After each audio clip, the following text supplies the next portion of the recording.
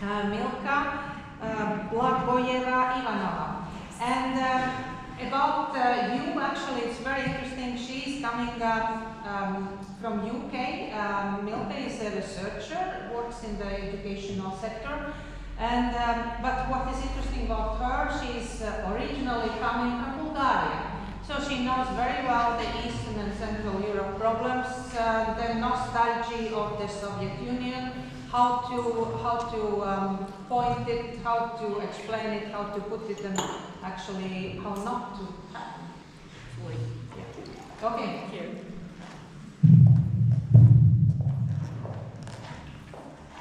Thank you for that wonderful introduction, and hopefully you can hear me.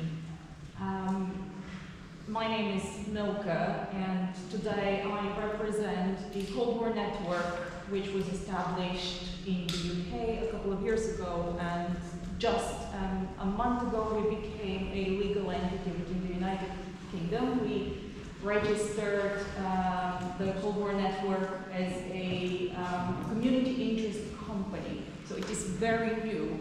But talking about the work that we have done and how the network was set up, it all started actually with a research project that I and my colleague, Dr. Peter Robinson, who is not here today, but I will talk about most of the work that he's done.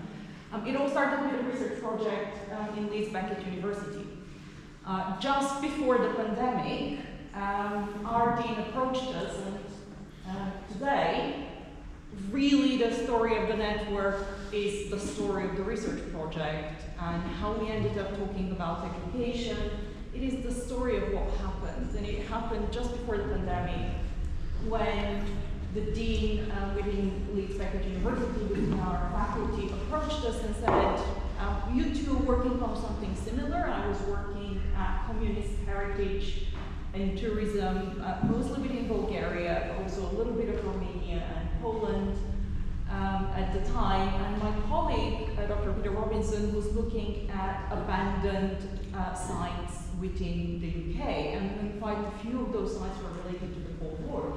So our dean suggested, why don't you put your research together and apply for funding within the UK? So we did, and to our surprise, we were successful. I'm not going to go into details about the project itself, but it was about remembering the Cold War, and we wanted to look at how the Cold War was remembered, like memory, nostalgia, within the UK and within Bulgaria and kind of Eastern Europe, but Eastern Europe is such a complex entity that I'm not going to do it justice in the way we wanted to use that comparison to try to illuminate perhaps any gaps within Cold War representation within to our surprise, we were successful. It was a very small project. We only had £10,000. Similar at the same time, similar project, although focused on curatorial aspects of the Cold War, was launched by the National Museum of Scotland. Their project was about £1 million, so much larger scale. But we ended up cooperating together and discussing. So one of the first things we started to do was try to understand what were the Cold War sites within the UK. In 1993, English Heritage tasked Wayne Cockcroft to list and select decommissioned military Cold War sites for preservation, for listing and preservation. So we wanted to start and see how many of these sites were actually developed, accessible to the audience, and what sort of visitor experience narratives they were offered. So we started and listed quite a few of those sites, and not all of these sites were accessible to the public. Right? Some of them were, their governance structure was very complicated, some of them were in private hands, some of them were under the management of British and English heritage. Some of them were under management of the National Trust within the UK. So lots of really complex governance structure existed. I'm not going to go in-depth into the project. Of course, COVID happened.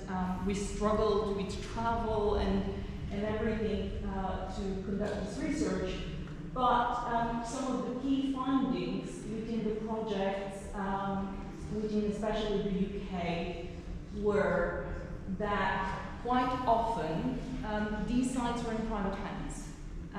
Non-experts were telling the stories of the Cold War. That was the case, for example, in Kelvin Hatch, where one of the biggest nuclear bunkers within the United States, the UK, was returned to and was offered for sale after it was decommissioned, and the original landowner where the bunker was built purchased it, and he developed it as a tourism experience. A lot of the objects that were exhibited there were acquired from many, many different other sites. So these sites, these military sites, such as air bases, nuclear bunkers, radar stations, etc., they were decommissioned by the Ministry of Defense. A lot of the objects and machinery were removed from them. Documents, archives were removed. Some of them were preserved in museums, such as the Imperial War Museum, the National Museum of Scotland. Some of them just disappeared or appeared for sale in private collections. Some of them were just in the hands of enthusiasts. So a lot of these objects were acquired by a network of enthusiasts at the time. So there wasn't an expertise in terms of how these objects were preserved, were interpreted, were exhibited, etc. Quite often, of course, these sites were decommissioned. They were left to be absorbed back in nature. That was, for example, the case of the nuclear test facilities in Overness, where the National Trust acquired that site from the Ministry of Defense, and they didn't know what to do with them. Right, so they had a process of managed decay, i.e., their primary goal was for the site to be reabsorbed in nature, and their main focus for many, many years was on developing nature tours within the area. Quite often, these sites were very secret. Very few people knew where these sites were, what they were there for, etc. So quite often now that is used as a way to attract tourists, such as the huge signs that now say secret nuclear bunker. Right? So you can go in and find that, and that's being used as a marketing tool to many of these sites. In many of these sites, they have military equipment, aircraft, jets, weapons. A lot of the manuals are still secret. Right? So one of the key challenges that a lot of the site owners, whether they were museums, whether they were private ownerships, they experienced was that no one knows how to maintain those objects, like the technological base. That knowledge is slowly disappearing. So a lot of, for example, Vulcan jets, which are quite huge attraction, are poorly stored, poorly maintained, not in working order, which creates quite a few challenges. And of course, the sites themselves are not aesthetically attractive. These are military bases. They're radar station, aircraft fields, nuclear bunkers. So quite a lot of the governing bodies within the UK did not know what to do with them. Right. So the challenges in terms of conservation efforts were very different compared to a stately home, for example, that the National Trust also manages. The equipment was removed during the decommission phase, and it was lost. Quite a lot of it was lost. Some examples were acquired in terms of quite technical objects and sites that were exhibited, but of course, the authenticity could not be proved. And we, from some of the previous presentations, we really heard a very strong case why that authenticity is really important for the sites. Again, a lot of the archival material is still secret within the UK that is pertaining to the Cold War. We have documents that relate to and have been open to about the 50s, so we're still way behind in quite a lot of these materials, although there is a significant amount of archival materials, anything from oral histories to images to personal accounts, etc. When we started to look into what is available, many of the sites, so Imperial War Museum perhaps is one of the better known museums in the UK, have the National Museum of Scotland have Cold War collections.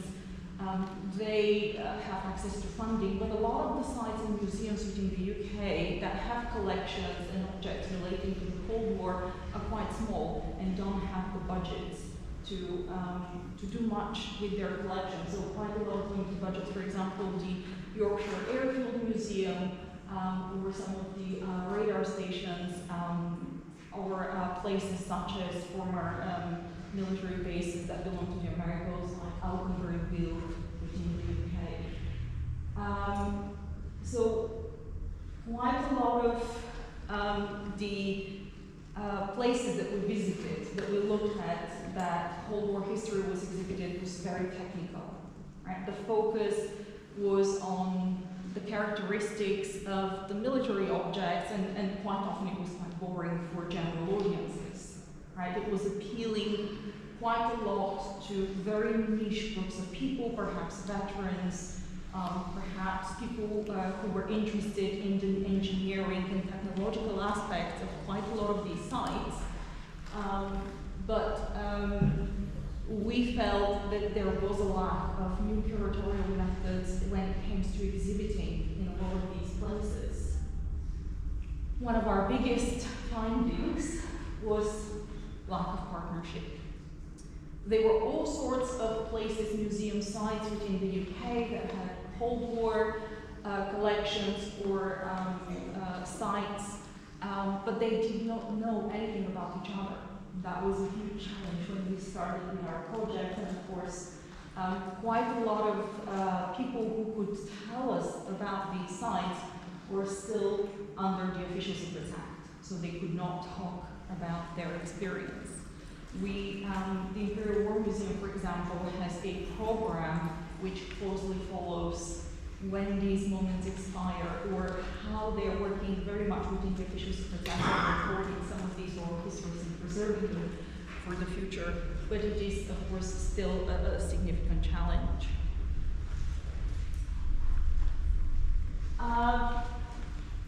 What we found in how the Cold War was being represented, was being told,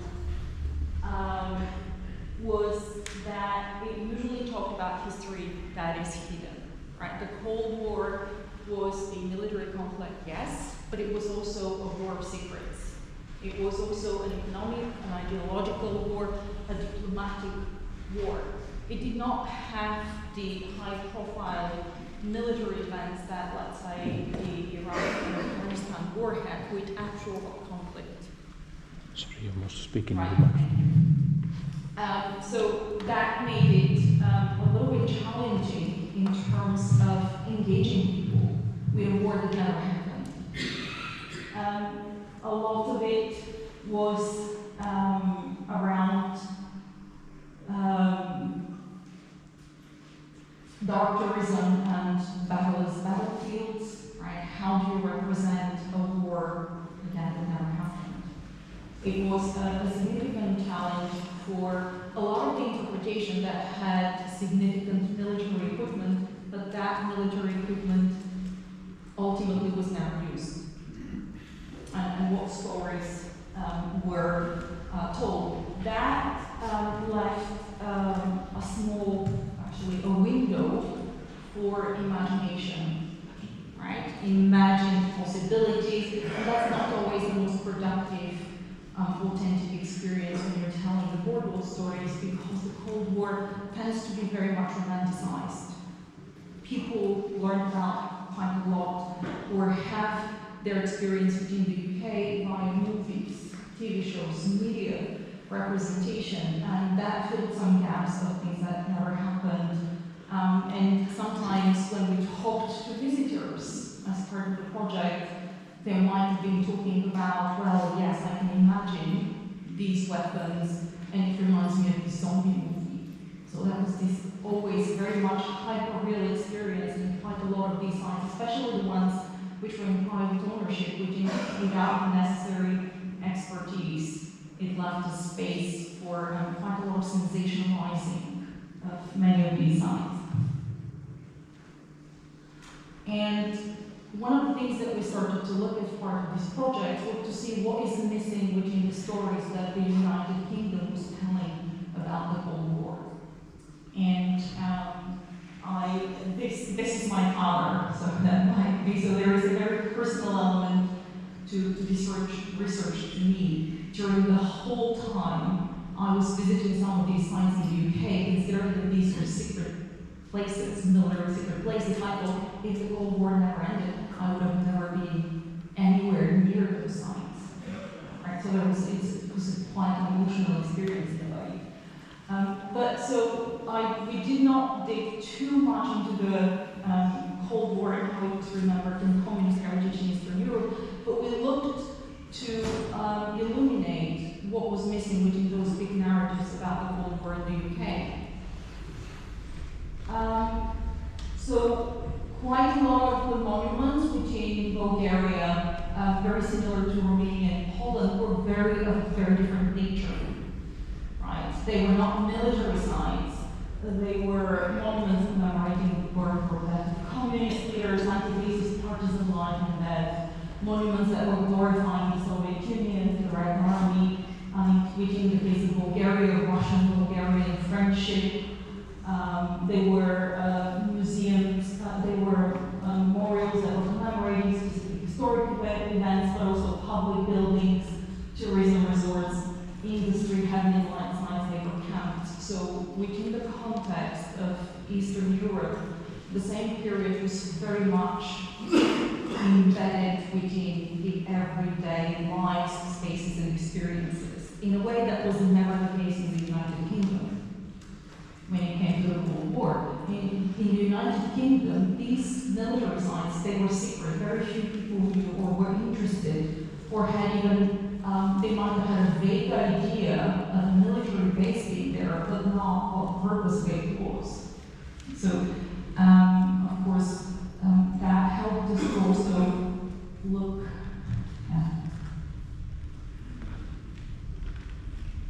at the stage of the representation. And within the context of Eastern Europe, which was also something that was very different, was that while the Cold War had a very much simple narrative within the United Kingdom, that triumph, that of winners of the Cold War, in the case of Bulgaria, it was that of contested, contentious, and a heritage that wanted to be forgotten, that locals, specifically countries, needed to get rid of, and very different from the United Kingdom. And a lot of the experiences or sites that were opened, especially in Bulgaria, were under the Western interest and gaze. They were developed primarily as a tourism product between Western tourists, because Western tourists showed interest towards that. And which was quite often, sometimes in opposition to what local communities wanted. And a lot of these sites, and these are some images from Bulgaria, of course were left to ruin and completely destroyed or completely decommissioned. Right? So that's not that dissimilar to Cold War sites within the UK, military sites were decommissioned, but the purpose and goal was very different. There was the commissioning.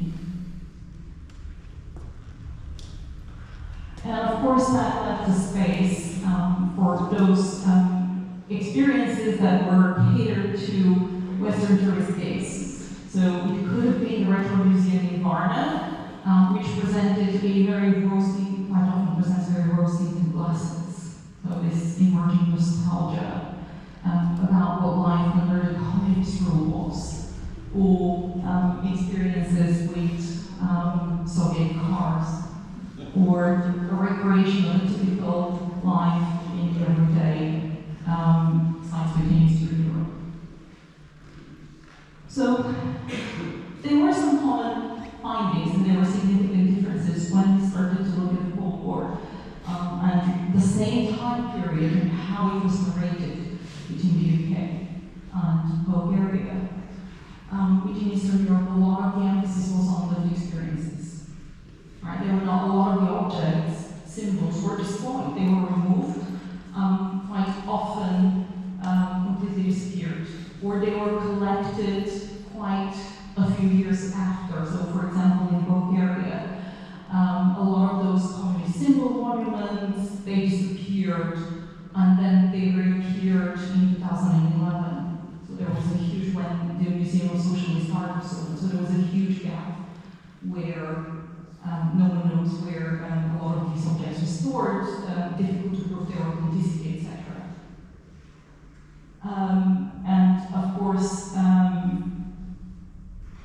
a lot of archival material was lost, or deliberately destroyed or removed, and researchers don't have access to it at all, and that's quite common, so it was very difficult to do.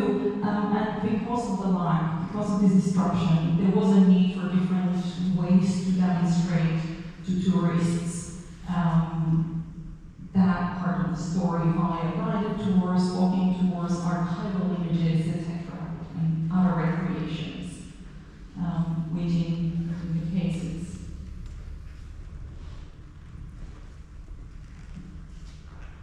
So, of course, initially the findings looked very straightforward in terms of comparisons, but the story is never that simple. Within the one of the key findings was that, of course, that history of socialism and communist theories was within both sides looked from the perspective of the end of the Cold War, of the regime, of the fall of the Berlin Wall. Any interpretation within the UK or even within Bulgaria was viewed through that lens, and the story was always told through triumph of the West in a way. So, when we started our project, one of the key things that we found, of course, is the secrecy behind big technologies. Most of the access to the West is improving, as I said, because sufficient time has passed. A lot of the narratives are the ones suggesting that the West won the war. And of course, pop culture plays significance, quite an important significance in how the ordinary public was engaging with these sites. Whereas in Eastern Europe, the narrative was largely social, and that helped us to identify those big gaps within the Cold War in the UK. Very few stories were told about the peace movement. Very few stories were told about the life of ordinary people around those military bases or within the military bases. The veteran voices were missing quite a lot. The everyday experiences were missing at the time. Of course, there were a lot of other gaps that we started to identify to help understand how better to represent the Cold War. So we went in with our findings, right? And we, as part of the funded project, we had to go and deliver workshops and presentations to our participants. So we organized a meeting. In the first one, we had some academic outcomes for PhD students on how did we do the research, but the really important ones were the one in Calgary and Hatch nuclear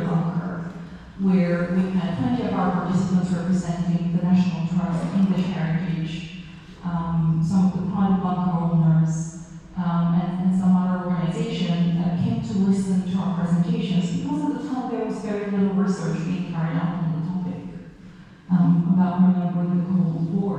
And of course, one of the major findings and major discussions we had was that there is a lack of cooperation. We found out that there are organizations that have huge archival materials, but they don't have studies to represent them.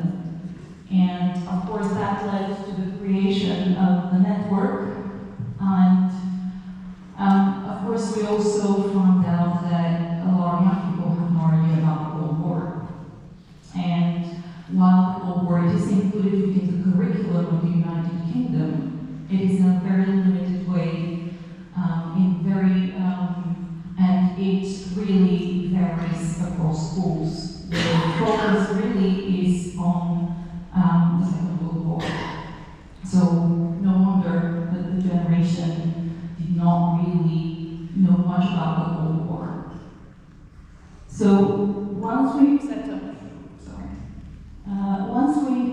set up the network, one of the outcomes was that it was a space for cooperation, and one of the outcomes was the Cold War Heritage Week that we're going to host in May. We've invited all our partners to develop a series of events that is going to be launched in May. You can see the dates, May 17th, please back at university, but the Heritage Week is going to be held by a number of partners. We're still working, of course, to put together the event. But specifically, one of the really important and different outcomes was that we need to engage young people. And just to finish, I would like you with some technical help here to show you what some of the students produced about the Cold War within the one of the visits on the Cold War studies. So if you bear with me, Charles also worked with me as a third-year hospitality student at Leeds University. We reported featuring several different leads and eventually arrived at Orphan Nest. We met up with Cold War neighborhood members at the pub and stayed the night in Felix at Green to get some well-needed rest before our big day. The next morning, we traveled down to Orphan Nest, which is a high-sensitive shuttle split off the coast of Sun. We took a 2-minute boat across the island before heading to the event site, where we set our tea and coffee stations and a welcoming desk to greet everyone as they arrived. We then listened to some really interesting presentations from Peter Robinson, Ruben from the National Trust, Catherine Bedford from Dover Cultural, and Steve Flippin from Burma. After the presentations, we then headed out for a tour of the site, where we learned more about Orphan Nest and its amazing history. The site was a top-secret military testing facility during the Cold War, where radar experiments, bomb ballistics, and even nuclear weapons research were carried out. Though its military operations have ceased, it is believed that unexploded weapons still lie buried beneath the shingle landscape. So if you ever decide to visit, it is strongly suggested that you stick to the past. While touring the sites, I was able to speak to many different people, learning more about the Cold War and the sites in general. We were able to interview Olaf from Ogon, who researched and documented the military trials that took place on Orphan Nest over many years. We headed back for a short lunch break before getting a tour from Matt and Ollie, who work for the National Trust. Not only is Orphan Nest a place of historic intrigue, but of environmental too. It is a unique nature reserve managed by the National Trust, known for its diverse and rare wildlife. Orphan Nest is one of the largest vegetated shingle landforms in Europe, with a harsh, wind-swept environment that shapes its ecology and wildlife. Its landscape can be seen as stark and desolate, but it is home to an intriguing mix of habitats and wildlife. Orphan Nest houses many species of birds, spiders, lichens, hares, and even seals. We headed back to listen to the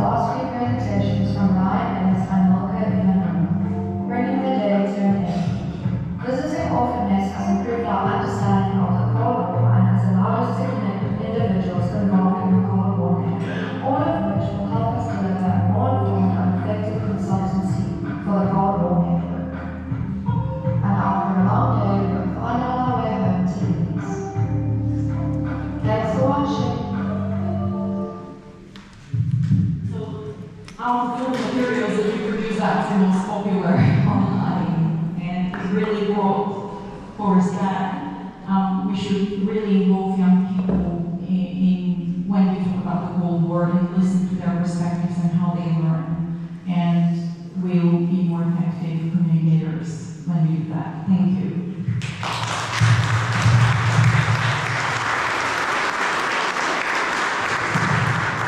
Any questions to Milka from the Zal? So, big people? More break? And Valdis? Yes, Valdis is the one who is now helping with the questions. Yeah, so we do have one question in Latvian. I will try to translate it. So you already talked about that most of the sites are secret. There is no sources for research. And you mentioned oral sources, images. You mentioned that Imperial War Museum has a program to follow up. From your experience, what type of sources in terms of Cold War history and heritage are most useful today? What type of sources which you were using gives the best results? I saw the movie, which is nice. Just one thing surprised me: there were no rain, which seems impossible. Okay. And people going, sharing experiences. What is your take on sources availability today? So one of the big issues that actually we face is that there are too many sources of information about the Cold War, and they're just not curated, they're not properly understood. Quite often within the UK, we're still at the stage of gathering the information first, so trying to record as much information while it was still available. So quite a lot of it is from veterans, so the Nuclear Test Veterans Associations, American veteran groups, who used to service a lot of these military sites.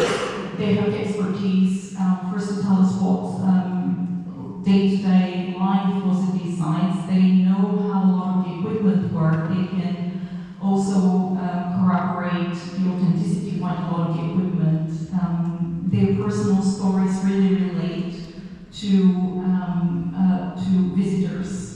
One of the big challenges is that within the schools, students within the UK, they learn a lot of the big narratives. We've seen about the Cuban Missile Crisis, the America and the USSR. They don't relate it to what happened within the UK. They don't relate it to sites that may be very close to where they live.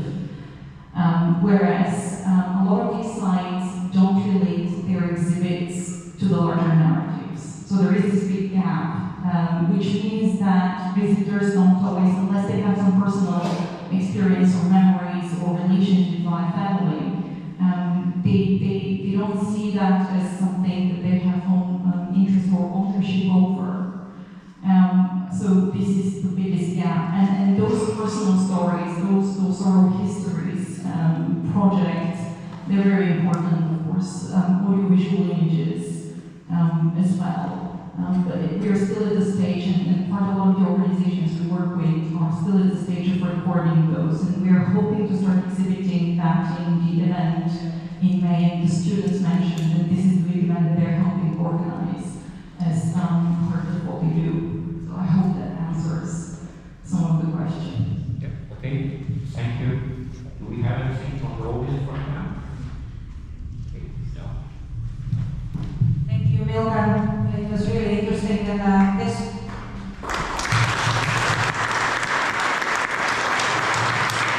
So the first part of our event is kind of dedicated to the Cold War in different European countries. So in the second one, we will hear the experiences of the Winter War Museum in Finland of the Second Cold War, and Flandrian experience in Belgium of the First World War as a tourism attraction.